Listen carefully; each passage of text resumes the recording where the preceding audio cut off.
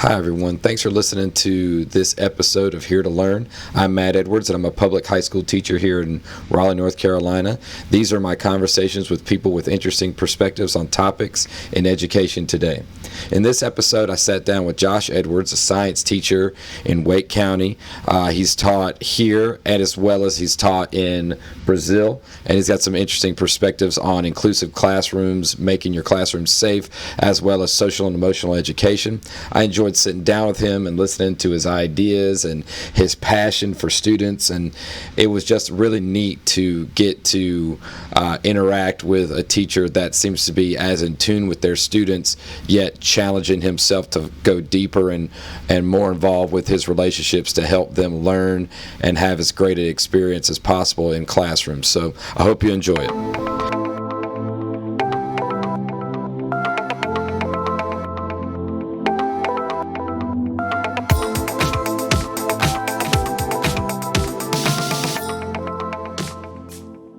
I want to give you a little bit of an opportunity to talk a little bit about who you are. So you went to Enloe High School, which is in Raleigh, North Carolina, and then you went where to college? I graduated from Enloe in 2006 and started NC State the next fall. Graduated from NC State in 2010, and I was lucky enough to be one of those people who get into college already intending to be a teacher. It was kind of a weird story that took me to NC State. That was definitely my last choice of college. Not really for any reason of substance, just because I had never imagined myself going to NC State.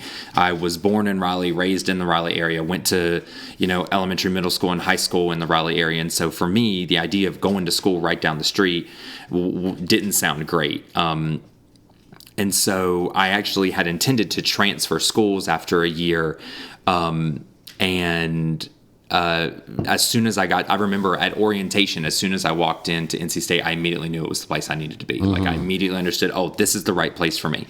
But that was because I was lucky enough, and I was fortunate enough to have the right people around me that I got into an education program right away. Okay. And that program was so, I guess I've said the word responsive a lot today, but that is exactly what they were. They were so responsive to me and who I was so quickly. And I was actually at orientation. I remember working with a professor who soon retired, and she was the oldest and most.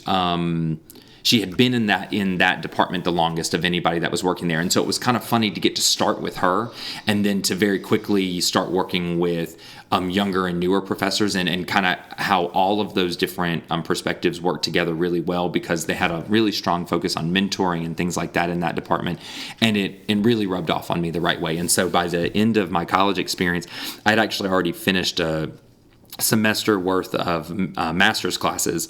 So it's funny to have gone from being a high school student that can't get myself together enough to even like turn in the most basic of assignments and just pass the classes to get out, to suddenly being a student that took extra classes every semester and had mostly A's most semesters, and I was just so into learning. I was such a nerd, but I was so into it because for the first time I was just I was in this environment where I had professors that I felt were investing in me, and I was in a school environment that I was in control of, and I could pick courses and I could put them together, and I was very fortunate that the right pieces fell into place. I give a lot of credit to my high school that I graduated from for giving me those tools even before I knew it. I was surrounded by people as I was in high school that were really, really good at school and really, really successful. And I was surrounded by teachers that were familiar with teaching students who were really, really good at school and really ready to be challenged. And so I was lucky enough to have been in those courses, whether or not I succeeded in those classes myself, whether I put my own efforts enough to be successful, I learned the tools that I needed, that when I went to an environment where I was just let loose, instead of really struggling like some of my peers did, I was able to be really successful. And so that was a really important part in making me the teacher I am today, because there's so much that I learned in those 4 years in the science education program at NC State. And to this day, I can't say enough really, really positive things about that program. I remember going to my very first job interview was with Durham County Schools, Durham Public School, I think is what they actually go by. And the gentleman who was there kind of doing the pre-interview said, why should I hire you over anybody else? And I said, because I have the absolute best science education teacher preparation of anybody in this job fair, because I was so confident in the program I was coming out of. And I feel so lucky to have had those people that invested in me. My point of saying all that is because they invested in me, I was interested in a master's program. So what that turned into was basically for the first 4 years of my teaching, I was in grad school to get a master's. And that also encouraged me, none of my professors actually encouraged me to go outside of science education. They were all trying to get me to stay in science ed and do a program with them. But they were so encouraging of me in general that I was willing to kind of branch out, and I actually went and did a master's in another branch of education. It was a complicated name, but basically it was a program on kind of what will teaching and learning look like in the future of schools. Right. The name of the program is the New Literacies and Global Learning Master's Program at NC State. And it's really great. And I really appreciated what it taught me, but it basically let me kind of go off in a lot of different directions. And that kind of provided a professional development that supported me through my first 4 years of teaching. Right. So through those first years of being a new teacher, of being a beginning teacher, I also had this really strong academic push behind me to kind of stay connected to research, to keep trying new things, to be really inventive. And that also was really important in the relationships that I built with teachers at the school that I was teaching at, right? So other new, younger teachers, as well as more experienced teachers, I happened to find myself again in a really affirming environment that supported me kind of going off and doing a lot of different things. So now I've gone from high school where I didn't know how to use the resources that I had around me, but they still had their claws in me, to college where all the resources were available, but I wouldn't have gotten anything out of it. I hadn't taken advantage of them.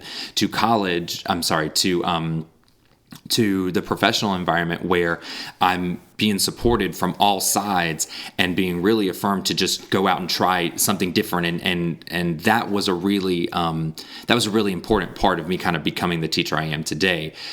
Because despite all that support, I realized that I needed to do something different. And that's when I decided to start looking at international schools. Okay, so you were teaching locally in Wake County. Yeah. And while you're working on that master's program, and then you said you felt the call to change, or needed to try something different because you literally had been in the Raleigh area your entire life.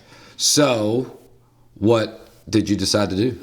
Well, back in college, I had gotten connected with a professor who had created a professional development program for North Carolina teachers to travel to Brazil and start and kind of work with teachers there in some of their incredible ecosystems.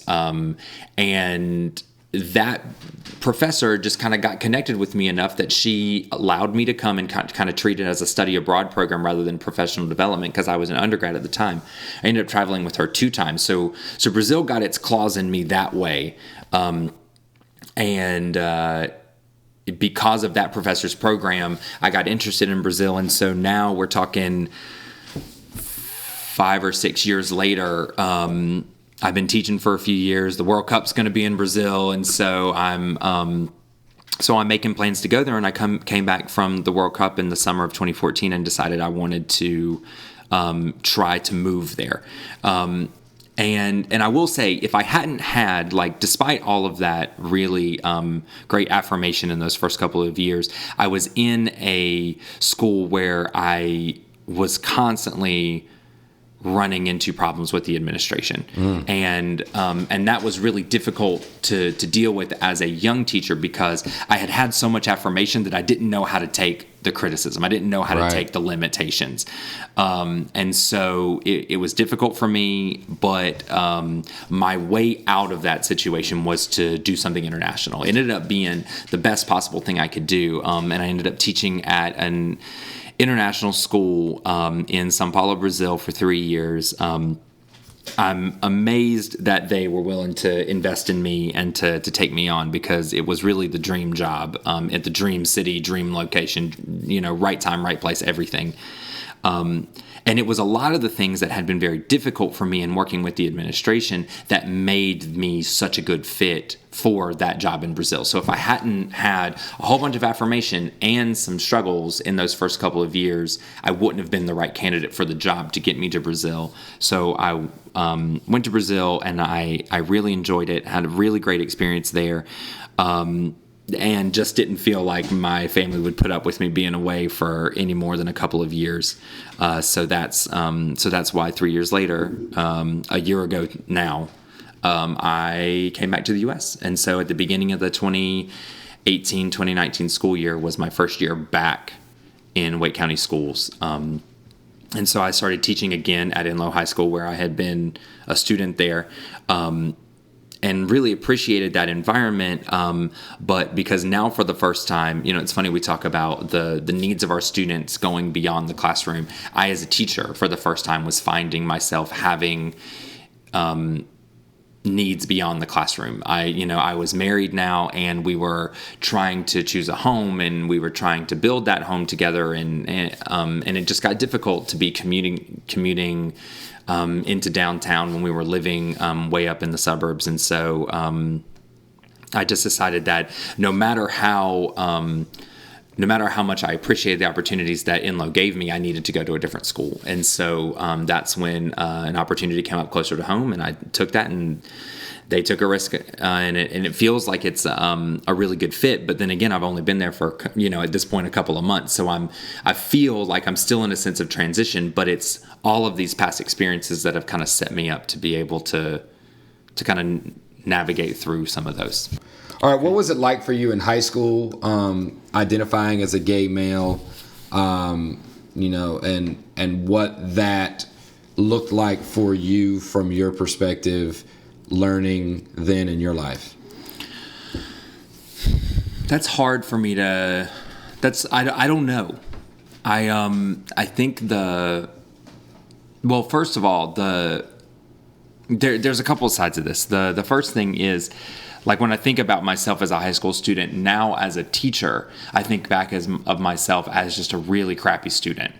And I was reminded of that recently because I started teaching.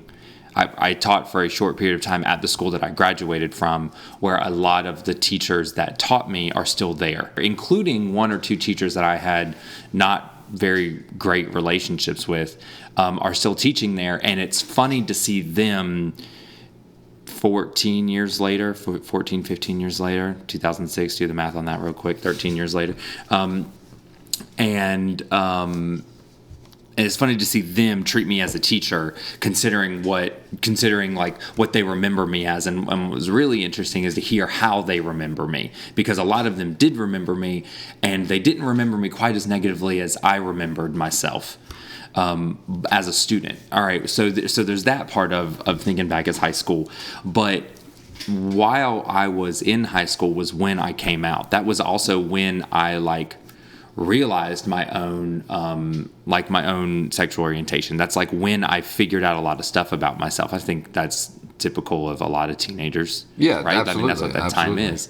So for me, high school was really colored by the fact that I was figuring out who I was, and a part of that was that I identified as gay. And I'm lucky to have been able to figure that out, and to have been in an environment that I felt was secure enough to talk about that. So in that sense, I count myself very lucky, because I think the vast majority of people around the world, people in the U.S., young people, they're either not secure enough in themselves, secure enough in their relationships with their families, their friends, or they just simply feel like society, the world around them, media targets people who are gay enough that they don't feel comfortable assuming that identity and accepting that part of themselves.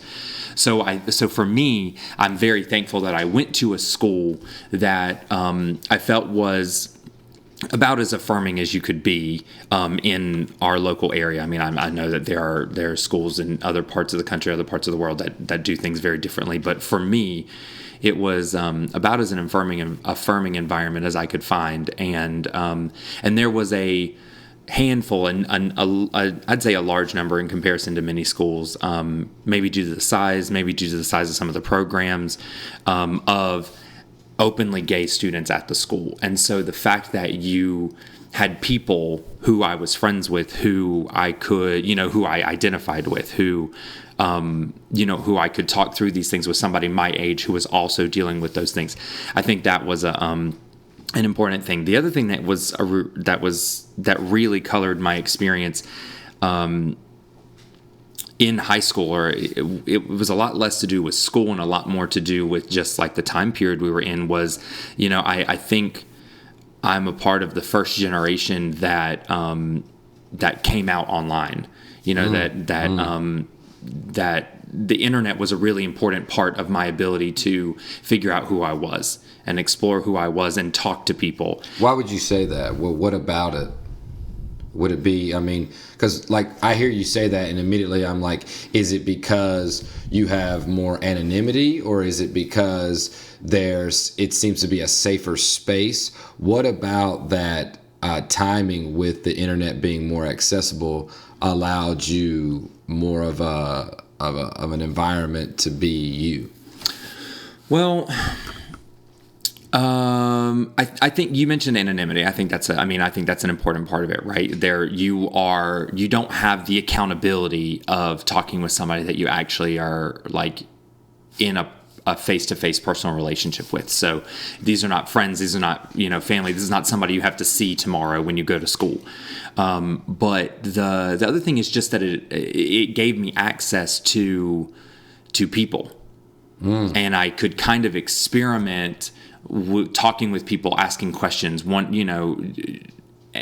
in that environment where the understood precursor to the whole conversation, the understood prerequisite of the whole conversation was, we are two gay people. And so I could actually ignore that part and kind of just talk and be for a little bit. Now, I think that being gay is a thing, that's an important part of my personal identity. I know that there's people who identify as gay that would say that it's not a part, it's not an important part of their identity. People identify as straight, don't feel like that's an important part of their identity. I get that. All of us are different. But for me, I think that was always a very salient part of who I was. But I was at that time figuring that out and figuring out what that meant.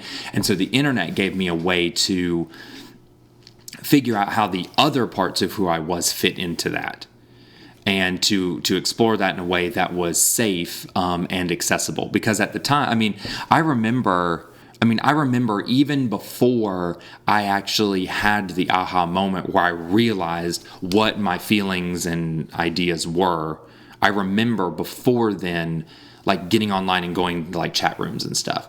Now, okay, remove myself from that and put myself in as an adult today looking back, yeah, I think that was really problematic, because that makes young people really vulnerable. It makes people, it puts young people in situations that they're not really ready to handle. They don't really know how to negotiate the conversations, especially if you're talking with somebody or you're communicating with somebody who is older than you are, more experienced than you are. And so that definitely set me up to, that set me up to have to negotiate some things way younger than I should have. And I think that has a lot to do with just in general the way we approach sexuality, like as a country, as a society, as schools. We're terrified of talking with our kids about sex and drugs and violence, and so because it's uncomfortable. And so since the American way is to just not have difficult conversations intergenerationally, especially in our schools, that meant that I was using the internet as that tool, as that, education tool. So if we go back to the question you asked me, what was high school like? Well, it was a social location for me to explore who I was. And the thing that kind of fell by the wayside in that process was me investing myself in learning. Right. Which is interesting because I still think I still thought of myself as a learner. Like I was interested in school. I was interested in things that we were learning. I grew up in a household with a mom who was a teacher, and I had a brother who was a teacher, and I at that point, and like the idea of school was important to me. Like I liked school, and I liked the social side of it, and I liked the academic side of it. I just wasn't interested in doing the work. So all of those pieces put together are slices in a very awkward and complex like image of what high school was like for me. Well, I think you shine light on such a neat thing. Is, we talk about you identifying as a gay male and how that may have somehow been different, but in all reality, you're talking about figuring out who you are in high school. You're talking about finding out who you are as a learner in high school, and and your school being this social, almost like melting pot of all these different things that you're kind of working through in your life and figuring out who you want to be and how do people react to you and ideas, and you're kind of searching for kind of the direction you want to go in your life. So amazingly, that makes you super normal, and I think us as teachers need to understand that it's this idea that there are kids that are working through things with the way that they identify or what their interests are or pressures on who they're going to be in life. I talked to a student in a previous podcast about how the second she entered high school, she was thinking about, okay, what college am I going to go to? And that's a big set of pressures. But some kids don't come in with that. They come in with another set of pressures, and it's who am I going to be married to, or who am I going to look like, or who am I going to hang out with? And I think for us as educators to understand that that's what's going on while we're still trying to prepare them for a final exam or to prepare them for the next level in their math courses or something. I think that's an interesting thing for me to hear you talk about on this side of your life. How has this journey and understanding about kind of working through yourself as a young man and then committing to be a teacher, how has your experiences helped you shape and create this education environment that's in your classroom right now? I don't know. That's hard because it's something that I struggle with every day. I think that what it makes me more aware of is some of the things that you just talked about. The fact that our students are learning. I used to think of like, I have nieces and a nephew that are like all 10 and under and around that age, and I think of them as learning how to be people. Well, the reality is that doesn't go away for quite a while. No, like I think at some point I told myself like that's what elementary school students do. That's what middle school students do. And by the time they get to us as a teacher in high school, they already know how to be an adult, and so we should treat them that way. They already know how to be a person. Well, no, they don't. I didn't. Right. I definitely didn't. Right. I was a shadow of myself. Even by the time I graduated from high school, it took years and years after that for me to put all the pieces together. And I was lucky that I've said this already, that I was in an affirming environment, that I was confident enough and comfortable enough in myself, and I found success in enough of the things that I was interested in, that I wanted to be involved in. Even when I felt like I wasn't doing well in school, I had enough affirmation around me that I was able to kind of stumble my way through that process pretty successfully and pretty comfortably. There are students in our classes that are barely getting by day, emotionally, psychologically, academically, socially, physically. I mean, there's kids that are just, I have taught students just in the last year who are struggling with real social and emotional needs. And sometimes I see it, there's this kind of seeming to me on the outside, there's kind of this random moment where suddenly they're behaving in a way that doesn't really make sense. And if they have the tools available to them, if they have been if they have had adults and people that care about them enough to kind of help them come up with a way to respond in those moments, then they have a thing that they have a routine that they go through. And luckily, I think I am sensitive just enough, not ever as much as I should be, but just enough to know, there's something else going on here. There's something more than what I understand. Because of my own background experience, when that kid starts throwing up the red flag saying, hey, I need help, I'm able to recognize that that's a kid that needs something. And what I don't try to do is give them what they need, because I have no idea if I'm the right person for that. But I try to give them space to either remove themselves from a difficult situation or to let me know what they do need. Right. And so when you ask, like, how does this how does this affect the relationships that I build, like with students, or how I run my classroom? I try my best to create a classroom where every student knows that they are safe, that they are valued, and that I will do whatever it takes to keep them there in the room, supporting them, trying to help them be as successful as possible. I think, rarely successful in actually doing that, but I try really hard because I find myself valuing that more than anything else in the classroom. Right. All right, so like right now, what are the things that just in the last couple of months I was using in my classroom? I think the first thing is trying to actively validate individual students as individuals with individual needs, different, unique needs in the classroom, so that the exact same thing is not expected of every student in the classroom, but instead the best that each individual student can do, and trying to communicate that in a way that works for them. I can say that I think that I have been effective at that with a large number of students. I can also say that there are some definite failures in there. I mean, there are some students that I just could not get to, and that hurts. I mean, that is hard as a teacher who is trying and values equity in the classroom and values diversity in the classroom, values really looking at every different student and looking for what positive strengths they bring to the room and trying to harness those to validate them and to encourage them. When a student just isn't connecting. And it is really hard because I blame myself for that. I really struggle with that.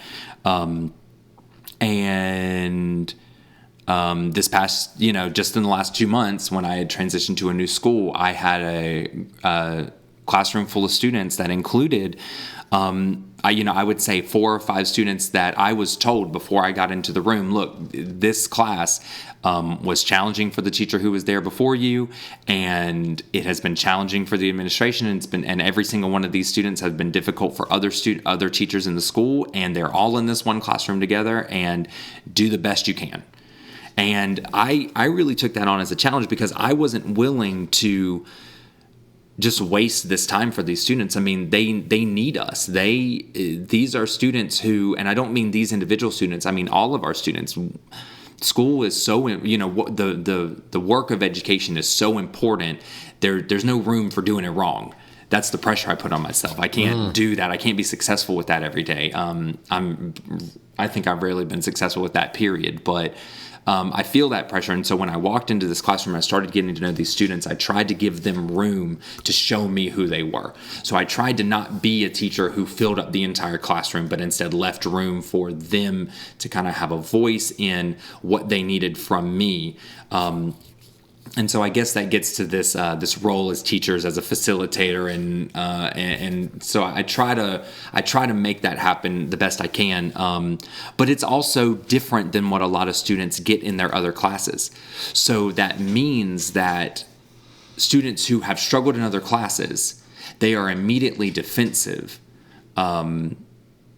And so you've got to kind of offer them extra grace and extra support and extra room to try something new and to trust you enough. And their experience with other teachers has been that they can't trust you.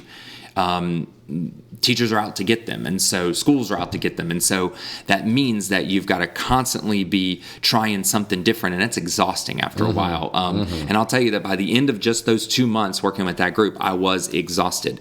But what I am certain of is that in those 2 months I worked with that group of students, I every single day left room for those students to make choices about what they needed from the class that day.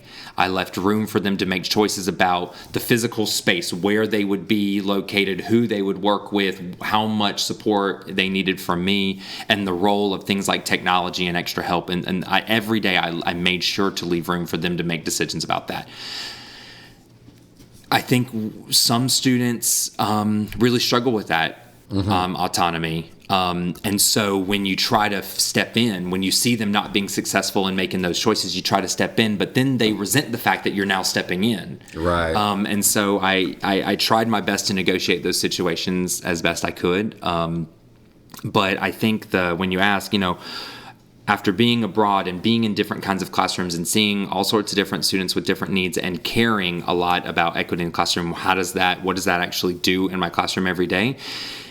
It really has a lot less to do with the content and a lot more to do with my individual interactions with the students, trying to give them room to be who they need to be in the classroom, to get what they need to get out of the classroom, and still set enough structure up that they can know what's expected of them, know where the boundaries are, and know how to abide within those. I use that freedom within those boundaries as much as possible. I mean, for teachers to hear that, I mean, some teachers are going to hear what you just said and just be totally exhausted. But I think you're talking about setting up a structured environment with very clear expectations, but an opportunity for students to have some input, to have some control, but also to have freedom to make some decisions, evaluate themselves, and figure something else out if that didn't work. And I think what that means for teachers is to really know what they want the product of their classroom to be, so that they're more flexible on that process.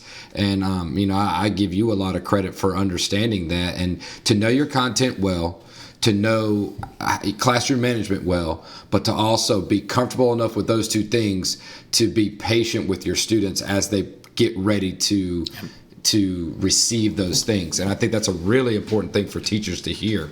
Over the last calendar year, I've taught in 3 different high schools. And over the course of my now finished my 9th year teaching my career, I've taught in 4 different high schools, plus wherever I did student teaching and stuff like that. So every single one of those environments I felt were really different in how kids responded to my attempts to create what I think of as a safe classroom. What I have found is that different schools have different cultures of accountability, and that plays a really important role in how you create a classroom that helps students feel comfortable enough that they can kind of let down their walls and start learning. And the curriculum you're in and the background of the students, all of that plays just a really complicated role in me trying to figure out how to make this classroom feel safe and productive for different kids. And the truth is, I don't know that I've come up with a really good option. What I know is that I think it takes time being in a school.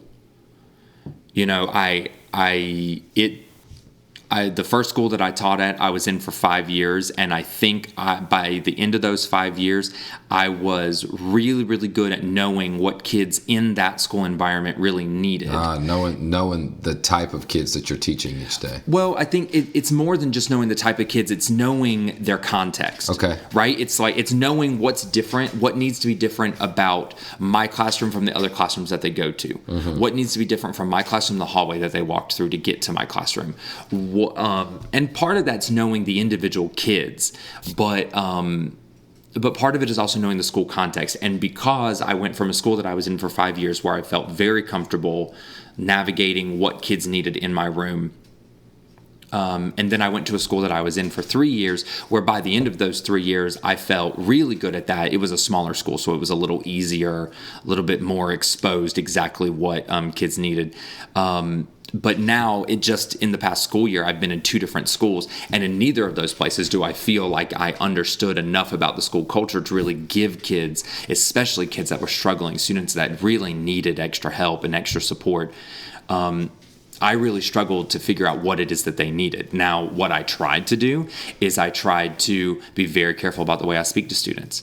I tried to be very careful about the way I enforce school policies. And what I mean by, I don't mean that I just don't enforce school policies, but I mean things like the way you negotiate late work is a really big deal with students today. Interesting. Tell me about that. I mean, I don't know that I've got some answer, but like the first half of this past school year, I was in a school that basically had no standardized policy about late work, but would allow any teacher to do whatever they wanted with it. All right, well, my basic approach is there is no grading penalty for turning in something late. You just, if you get through the process, if you try, and if you show that that effort of actually trying to work through, if the assignments that I've created and provided are meaningful enough that they're valuable on time or late, then you should be able to work through those, and you can hand those to me, and you'll earn your credit. I didn't necessarily like what that did for the focus of struggling students, because they got so focused on, but I did my work. They got so focused on that, that as long as you turned in a half-done piece of paper, you could get enough credit, and now you're passing the class. Okay, well, I didn't, so I would not call that successful, but it did go a long way for giving students that are used to having no second chances and no other options in their other classes. It did at least give them something that they could do in my room. So instead of focusing on the philosophy of deadlines and things like that, which a lot of us get focused on, you use this as a chance at redemption and a chance at giving a kid an opportunity to change the path that they were on. Would you say that, is that a fair statement? Yeah, I think there's some words there that give me a little bit more credit. I mean, when we talk about path and redemption, suddenly I'm the savior character. I don't want to be that because I can't claim that for kids. But what I do try to do, like I'm thinking of a couple of specific students that I worked with for the first half of this past school year, that they were so familiar with experiencing struggle and stress and failure in school environments that when they saw the opportunity to be successful, even with just going one step beyond coming into the room, put your head down and not doing anything, when they saw the opportunity to be just a little bit more successful, when they saw the opportunity was there, when they saw that they literally could not do anything to turn me off from trying to help them, that made a difference for those kids. Now, I will say that got really complicated when halfway through the year I told them that I was leaving that school, and there were definitely some students who said some things to me about, oh, you can't handle us anymore, you can't put up with us anymore, and I'm thinking, okay, well, now this is really challenging me and the things I believe about equity and challenging students and providing as many possible routes to success as I can possibly create in my classroom. However, when I got to the second school that I taught at this past year, that was an environment where there was a school-wide policy we're talking about late work. Late work's not the thing, right? But this is just an example of ways you negotiate administering your classroom and managing your classroom and policies and things like that in a way that provides opportunities for students. And when I got to the second school, they had a school-wide, very clear policy on late work. And what I noticed is that it was a motivating force for about 50% of the students who would normally not turn in their work on time. And the other 50% of the students, it was a demotivating force. And the 50% of the students that it was a demotivating force were the ones who were your most highest need, most likely to struggle students. And that was really difficult for me to see, because I knew that by the end of the course, we were going to handle whatever, like I understood that like they were going to be just fine by the end of the course because of the way numbers work. And the students, however, didn't recognize those things. And so they had a lot of trouble. Getting over things like a late penalty, like a number of points on a late penalty, and and things like that. And so what I found myself caught up in these rules, and it gets back to all of that is trying to talk about how much I think the context of the school impacts getting understanding what your students need in your classroom. Yeah, I was at one school for half of the year that had so many different rules from so many different teachers that these students were so reliant on just teachers kind of making up their own grading policies in order to get by. And then in the second half of the year, I was in a school that did have very clear, explicit policies, but they were not necessarily in line with what the students of greatest need needed.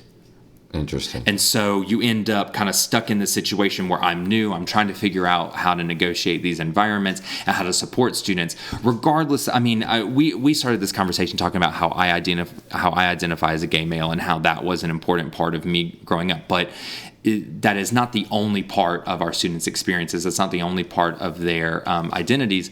And so trying to create a classroom that is responsive, that creates visibility, all of those things, it gets difficult to maneuver around the technicalities of managing a classroom, which when it comes down to it, every policy we create, every school improvement goal we make, every question and email that I get from parents is all focused on what's the grade that my student's getting. And so when that is such an ominous shadow in our attempt to try to be responsive to our students, it really becomes difficult to leave room for who they are in the classroom, to create classrooms that are nurturing and are affirming of who they are and who they are learning that they want to be and who they are trying on today. It really creates difficulties for us to be able to do that because so much of our conversation, so much of our focus comes down to a number on a piece of paper. Right. And, I feel like the adults drive that so much. We put that pressure on the kids and right now the figuring out who they are and that journey that's almost like what's most important to them, but we almost tell them, no, you're not allowed to focus on that right now because you have to focus on those grades. Yep. And what an interesting perspective to bring up. Let's move outside of your classroom a little bit. Hallways, school buildings. What are some things in your different schools that you've been at that you've really liked, way that schools have served kids? What are some things that schools you've been at have done? Well, I think it depends on...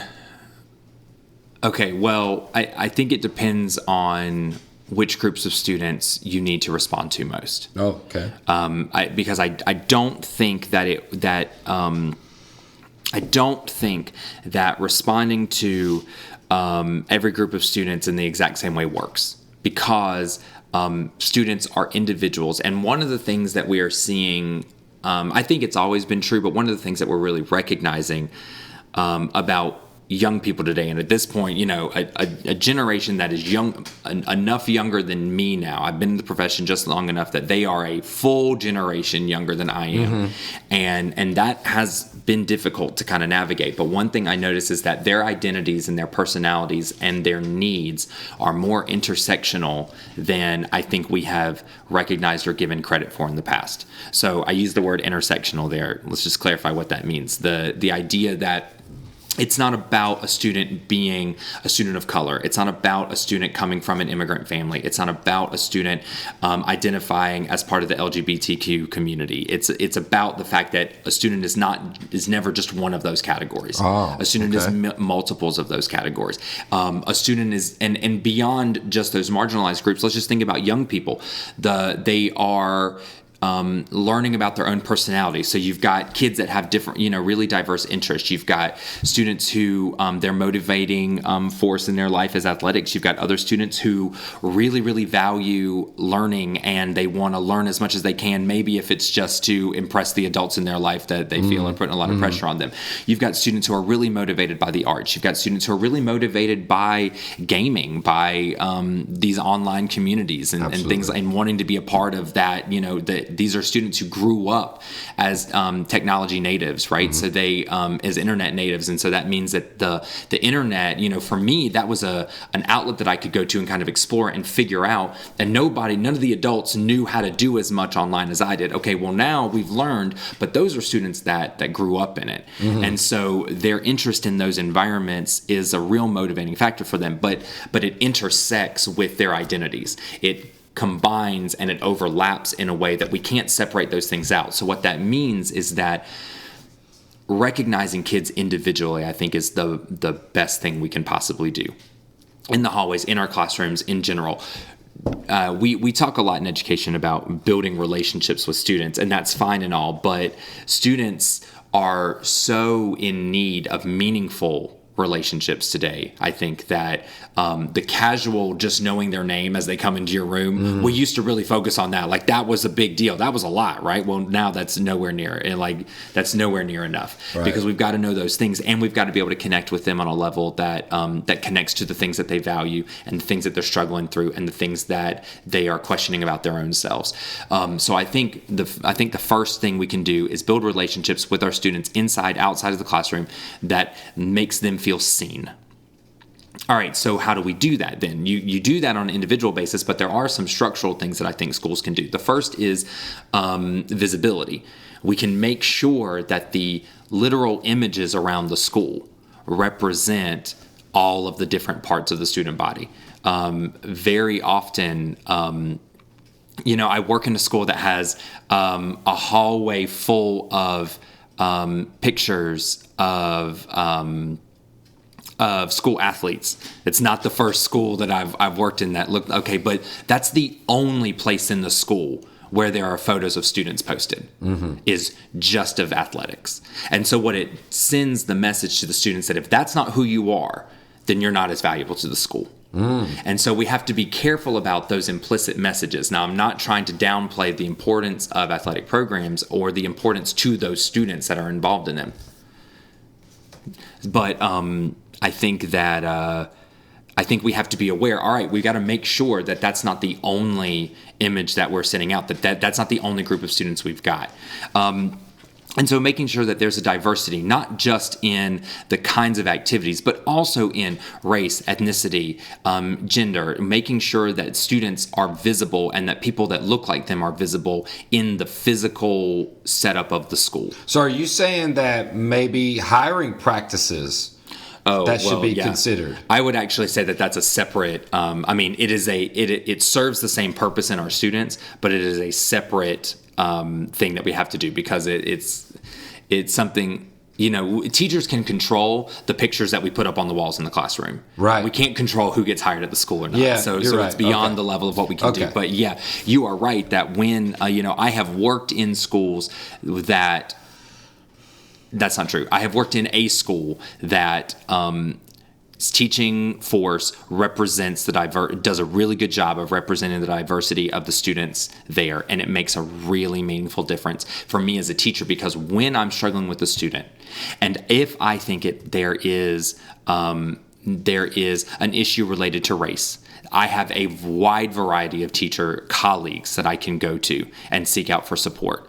When I have an issue with a student that is related to their gender identity, I think, or is being impacted by this, or when I'm trying to get to know a student that is outside of my own little comfort zone, the things that I feel really aware of. When I know that our teaching body is highly diverse, I have all of those different resources to go to and to seek out for help with that student. I think that every school, I think that there is a lot of room to do better there. But I would say that's a separate. Right. Yeah, it's absolutely, yes, of course, yes, it's a huge issue that we need to deal with. but it's I think it's a separate issue from some of the lower hanging fruit that we can access, right, on the level of us as teachers. Okay, some of the things that I've heard people do is play music in their classrooms in between classes or even during class. Sure. Different types of pictures. You'll see. I don't know, at the school that I teach at, there's several history teachers have some neat pictures of historical events. And are these some of the things teachers should be looking at, or are you more of a organic, put up things that reflect your personality? Tell me more about. Well, I think you can do a little of both, but okay. I think the hardest thing about that is that that's the absolute minimum we have to do. And for some of us, that takes a lot of work to get that far. But that is the absolute minimum. That's where we needed to be 5 to 10 years ago, and we're not there. So when I start talking about ways that we can, make our students feel seen and understood in the building, okay, yeah, putting up pictures of diverse faces and things that are important to you and reflect the fact that you value identity in your classroom. Yeah, that's kind of like step one. In fact, I'd say it's step one to try to give a little bit of credit, but I know that there's a lot of people who know a lot more about this stuff than I do that would say it's step zero. That that is the first thing you've got to do, is to make sure that the building itself, your classroom, the way you speak to students is recognizes who they are and recognizes their diversity and recognizes their values and needs. All right, but what educational theory tells us that we've got to move forward to is a more responsive pedagogy. So a culturally responsive approach to our teaching and learning. And culturally responsive pedagogy is a thing that's been around for quite a long time. It's something that I was introduced to in college, and it's something that I've invested a lot of time and energy into, and it's something that I don't feel successful with yet. Like, I am still struggling with it. As a white male, regardless of whether or not I identify as gay, I struggle to make sure that my classroom, the actual way I am teaching, not just the way I talk to students, not just the things up on the walls, but the actual content and the way I am presenting that content, the way I am offering opportunities for students to engage with that content is responsive to who they are. Like, that is hard work. And there's a lot of really great writers out there that tell us ways to do that.